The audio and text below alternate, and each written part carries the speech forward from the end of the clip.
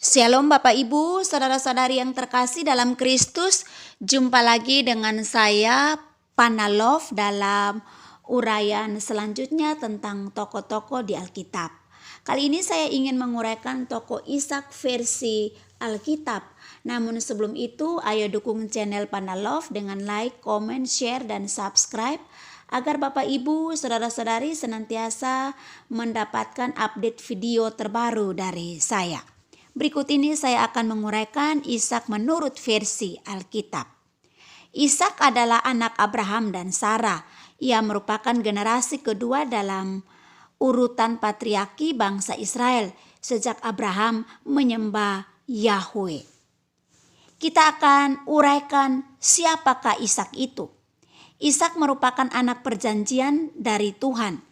Meskipun Sarah menertawakan di awal akan janji Tuhan tersebut karena tidak percaya akan janji Tuhan, dan kemudian juga sukacita tertawa di sini bahwa Abraham dan Sarah bersukacita bahwa akhirnya janji Tuhan itu juga tergenapi. Inilah artinya, yaitu Ishak tertawa. Ishak artinya tertawa.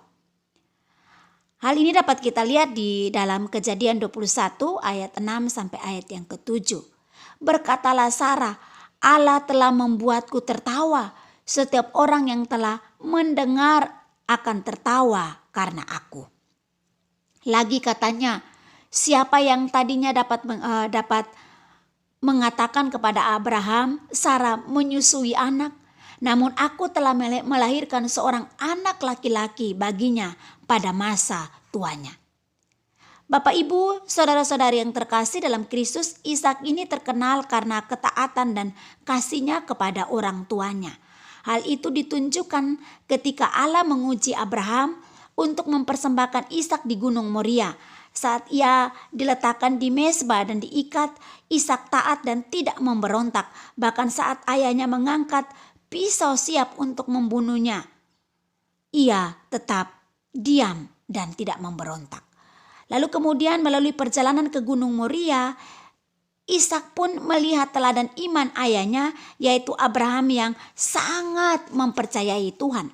Ketika Ishak bertanya kepada Abraham, di sini sudah ada api dan kayu, tetapi di manakah anak domba untuk korban bakaran itu?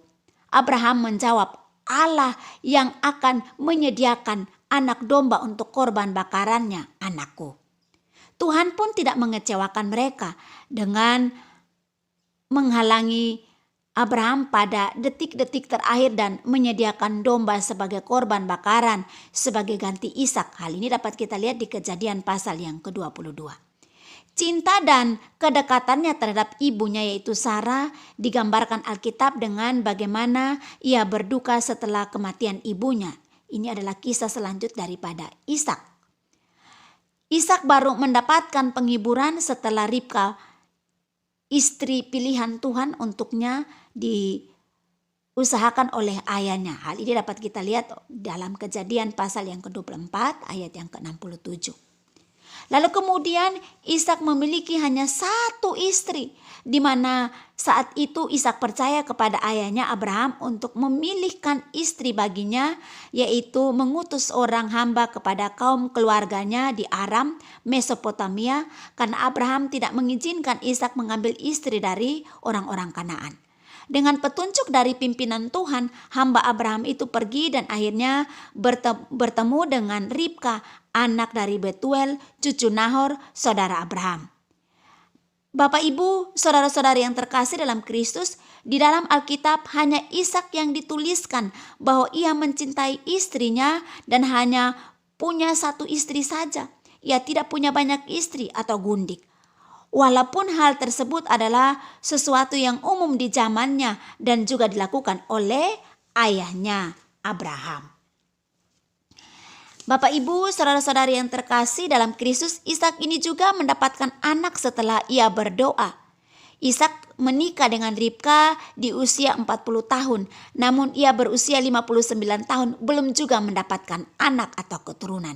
Sehingga ia berkesimpulan bahwa istrinya mandul. Ia pun berdoa dan memohon pertolongan Tuhan, sehingga akhirnya istrinya mengandung dan melahirkan anak kembar. Saat itu ia berusia 60 tahun. Hal ini dapat kita lihat di Kejadian pasal yang ke-25 ayat yang ke-26. Saat anak-anaknya masih dalam kandungan, nubuatan telah disampaikan bagi kedua anak, yaitu Esau dan Yakub. Hal ini dapat kita lihat di Kejadian 25 ayat 23. Dua bangsa ada dalam kandunganmu dan dua suku bangsa akan berpencar dari dalam rahimmu. Suku bangsa yang satu akan lebih kuat dari yang lain dan anak yang tua akan menjadi hamba kepada anak yang muda. Anak sulung Esau dilahirkan dengan kulit kemerahan dan berbulu, sedangkan Yakub anak keduanya lahir dengan tangan masih memegang tumit Esau. Ishak lebih sayang kepada Esau, sedangkan Ribka lebih sayang kepada Yakub. Anak-anaknya Ishak bertumbuh secara baik, di mana Esau bertumbuh menjadi pemburu yang suka berada di padang, sedangkan Yakub adalah orang yang tenang dan suka berada di kemah dan dekat dengan ibunya. Ia pandai memasak sehingga suatu waktu kakaknya Esau rela menjual hak kesulungannya saat merasa kelaparan dan demi makanan yang dibuat oleh Yakub adiknya ketika Ishak pada waktu itu. Dan ketika Ishak tua, matanya hampir kabur dan matanya hampir buta. Ia tidak dapat melihat dengan jelas siapa di depannya. Lalu ketika Ishak merasa bahwa inilah saatnya ia melepaskan berkat untuk kedua anaknya, ia memanggil Esau dan memintanya untuk berburu dan mengolahnya seperti yang biasa ia lakukan dan memang menjadi kesukaannya. Namun hal itu didengar oleh istrinya, yaitu Ribka, dan Ribka melakukan sesuatu yang tidak pernah terbayangkan oleh Ishak, yaitu bersama Yakub bersepakat untuk menipu Ishak demi berkat kesulungan. Bahkan Ribka bersedia menanggung kutuk Yakub jika ia ketahuan oleh ayahnya. Yakub melakukan apa yang diperintahkan ibunya, membuat masakan kesukaan ayahnya, memakai baju kakaknya Esau, dan bahkan memakai kulit anak kambing pada lehernya agar menjadi seperti kakaknya, yaitu Esau yang berbulu. Dengan tipu daya itu, Yakub berhasil mencuri berkat yang seharusnya untuk Esau. Begitu Esau mengetahui hal itu, ia sangat sedih dan marah, lalu menyimpan dendam kepada Yakub dan berniat akan membunuhnya jika Ishak telah mati. Kemudian karena mengetahui putra sulungnya, Ribka mengetahui bahwa Esau berikhtiar untuk membunuh Yakub, Ribka berusaha menyelamatkan Yakub dengan menyuruhnya pergi ke tempat saudara laki-lakinya Ribka, yaitu Laban di rumah Haran. Bapak, Ibu, saudara-saudari yang terkasih dalam Kristus, walau telah ditipu oleh Ribka dan Yakub, Ishak tetap memberkati Yakub, walau Yakub tetap pergi ke tempat Laban. Ia memerintahkan Yakub untuk tidak mengambil istri dari orang Kanaan, melainkan dari anak-anak Laban. Berbeda dengan Esau. Esau mengetahui Ishak tidak menyukai orang Kanaan, namun ia mengambil istri dari anak Ismail.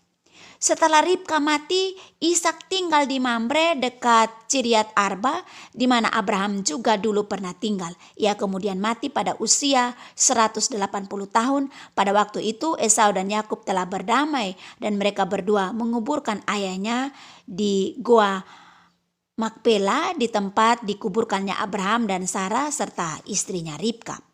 Demikianlah Bapak Ibu, saudara-saudari yang terkasih, ulasan singkat tentang Ishak, salah seorang bapak leluhur bangsa Israel, di mana ia dikenal menjadi pribadi yang begitu tenang dan sangat mencintai istrinya. Kiranya dari Ishak ini kita belajar tentang kelebihan-kelebihannya sekaligus juga kelemahan-kelemahan daripada Ishak, dan biarlah itu menjadi pedoman bagi kita bagaimana kita hidup di tengah-tengah dunia ini. Tuhan kiranya memberkati kita. Sampai ketemu dalam pertemuan atau ulasan berikutnya dengan tokoh yang berbeda. Tuhan kiranya menolong dan memberkati kita. Amin.